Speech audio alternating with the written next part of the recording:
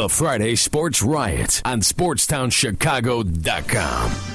What's up? This is the Friday Sports Riot. I'm Ryan Hoppy. I'm Ryan Stuprich. To call the show, it's not too hard. It's 630-403-5200. That is 630-403-5200. You can tweet at us. I'm at Hoppy Radio 893. And I'm at Ryan Stuprich, Stuprich. And Ryan, we have a special guest on the phone line. It's someone I grew up listening to from the Eddie and Jobo show, which is aired on B96, WLS 890, and 104.3 K-Hits. We have Eddie Volkman on the line. What's up, Eddie?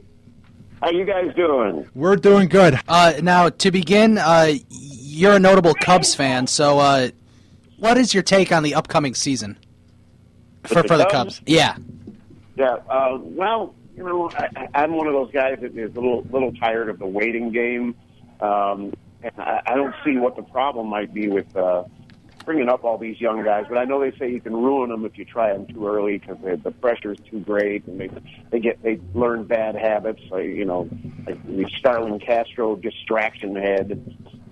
So but boy, it's frustrating for fans to sit there and wait for all this promised talent and hear all these great things about Chris Bryant and Soler and all these guys and not be able to see them. But we may have to sit through another lousy year. I'm not buying World Series tickets on either side of town just yet. Is there anything we can look forward to with this team, or is this just going to be another year of really bad baseball? Well, and no one knows a whole lot about Renteria. They say he's good with young players, but they said that. I was all excited about Swain, but you never know until it starts. And some teams have gone from worst to first with people just blossoming, and the Cubs have a few guys that showed some signs last year, and it might be sooner rather than later that they, these Chris Bryants and people start to come up. Maybe mid-season, and something could happen. The other day they obviously optimistically at spring training were talking about being a playoff team, but that's quite a stretch. So no, just maybe seeing some flashes from these young guys in the late season call-ups might be a little source of excitement, but for the most part it looks kind of miserable. I mean, the back of the pitching rotation, come on, Now, moving on to Jobo's favorite team, the White Sox. Do you have a take on the White Sox and maybe the Jose Abreu signing? Yeah, you know what? He could that could turn out to be a great thing too. They could really. I think they have a few pieces that might be surprising too. I guess it was. I don't know if it was Ricketts or I think it was Ricketts the other day that said a lot of it has to do with how you get out of the gate. And the Sox in the last few years have been notoriously bad in April, and then have had to play catch up. Last year was just a complete disaster. But in other years, they've come around, and I just don't know if Ventura's got the fire to get these guys going. So, it may be another test year for him. And I know they're being nice to Nurko, but. And I like to see him end his career as a White Sox, but he's like a player coach or something. It's hard to figure out how they're going to juggle like 3 first basemen and designated hitters and everything. So, like I said, it's not going to be a huge year for either side of town. What type of year is Adam Dunn going to have for the White Sox, do you think? I think he's kind of still on the. I think he's on the downhill slide. They always say, well, he's adjusted his swing now. I remember last year, he hit about 6 home runs in a few games. And I was like, all right. And then he started feeling the wind, all the way down to the south side again from the whiffs. So I don't think you're going to see a whole lot more out of him. I think he's done.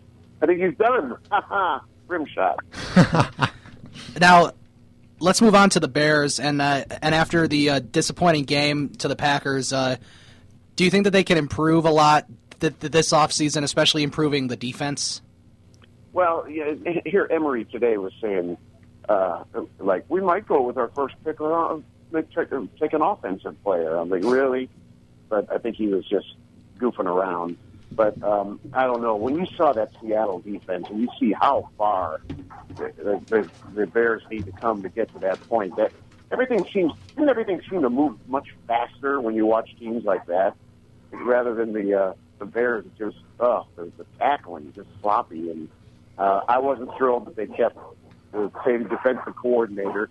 So hang on, Cookie Monster and Elmo are jumping on the table here. So, Mel Tucker, I wasn't thrilled about that because I don't know. It didn't seem like he fired him up. I mean, tackling is one thing. I mean, it's a very basic thing.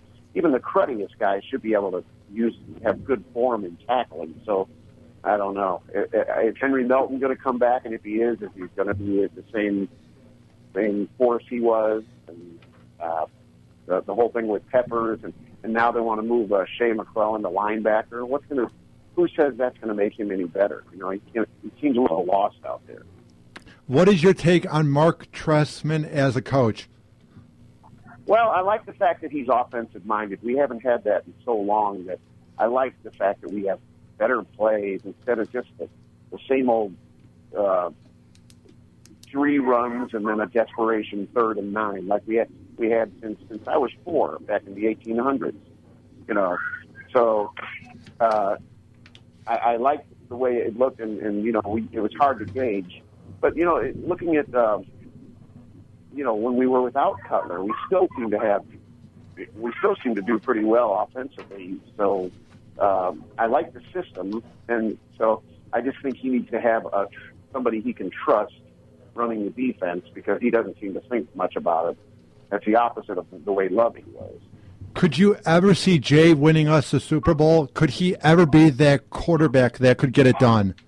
I don't know. You know, he seems to something always seems to get in the way. It just doesn't seem to have that maturity that you know, the Aaron Rodgers guys have. You know, like even on his own team over the years, you hear a little grumbling. You know, whether it was Urlacher before, it doesn't ever seem like everybody's 100% behind him. I mean, I know his receivers are, especially Marshall, because he gets 104% of the passes thrown to him. But I don't know. It just seems like something might go wrong. We could get, maybe with enough players, we could get to the NFC Championship. But then I don't know. I love some of these up and coming quarterbacks in the draft, but I'm sure with our needs on defense, we're not going to have a chance for that. Now, moving on to the Blackhawks, what do they need to do to win the Cup again this year?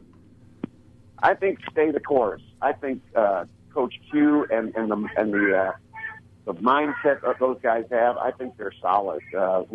Repeating in any sport is tough, but with the Hawks, it's just something about them. They just, 3 of them look like they might win a gold medal. It's funny, we were talking. The bet was for a case of beer between the president and whoever's running Canada. And I thought, you know what? The beer we should send them is 3-1-2, since 3 Chicago Blackhawks helped them help them win that game, right? Yeah. I think the Hawks are in a good place. I know they kind of slipped a little right before the Olympic break there. I think they're technically 3rd in the conference right now, but I think they'll bounce back on that. And even without even if they didn't have home ice the whole way through, I think they're just too formidable. They're just too solid all the way around.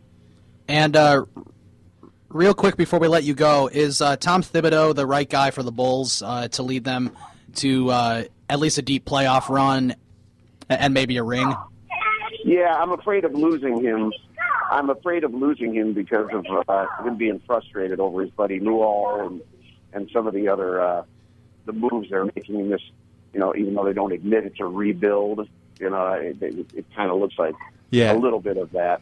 And I'm afraid, everybody talks about the Knicks dangling a carrot out there for him, and I know he wants to win, but I've liked him better than any coach we've had. I just like that intensity. They want to play for him. Look at how those guys scratch it out. I mean, with his makeshift lineup every night, it's just I'm really proud of them. And I hear guys on other sports talk say they're just mediocre and not fun to watch. I find it the other way around, because I was always a kind of scratch and claw, set a pick, get an extra rebound kind of player myself. I didn't, I admire those qualities better than, you know, a 40-point a game night, a night kind of guy.